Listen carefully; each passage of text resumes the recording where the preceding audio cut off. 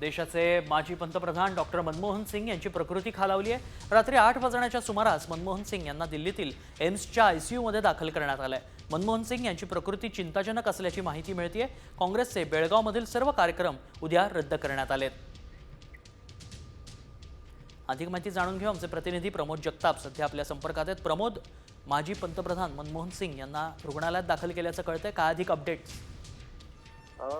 वयाचं वय 92 वर्ष झालेलं आहे। माजी पंतप्रधान मनमोहन सिंग यांचं मागच्या काही दिवसांपासून त्यांची तब्येत जी आहे ती त्यांना साथ देत नव्हती, म्हणून काही दिवसांपूर्वी देखील त्यांना एम्स रुग्णालयात दाखल केलं होतं। सायंकाळी 8 वाजण्याच्या दरम्यान त्यांना पुन्हा एकदा श्वास घेण्यासाठी त्रास व्हायला लागला, म्हणून एम्स रुग्णालयामध्ये माजी पंतप्रधान डॉक्टर मनमोहन सिंग यांना दाखल केलेलं आहे। त्यांची प्रकृती चिंताजनक आहे अशा पद्धतीने देखील माहिती मिळत आहे। खरं तर काँग्रेसचं आज आणि उद्या असं 2 दिवसांचं राष्ट्रीय अधिवेशन बेळगावमध्ये होत आहे। त्या ठिकाणी आता सगळे कार्यक्रम पार पडले आहेत, मात्र उद्या होणारे सगळे काँग्रेसचे कार्यक्रम जे आहेत ते रद्द करण्यात आलेले आहेत।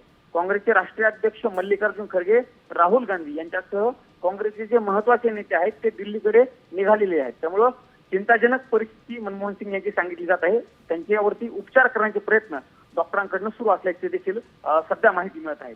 थोड्याच वेळामध्ये सोनिया गांधी या देखील एम्स रुग्णालयामध्ये जाऊ शकतात आणि मनमोहन सिंग यांच्या तब्येतीची विचारपूस जी आहे ती त्यांच्याकडनं केली जाऊ शकते। मात्र उद्याचे सगळे कार्यक्रम रद्द करण्यात आलेले आहेत काँग्रेसकडे। धन्यवाद प्रमोद, आपण दिलेल्या सविस्तर माहितीसाठी।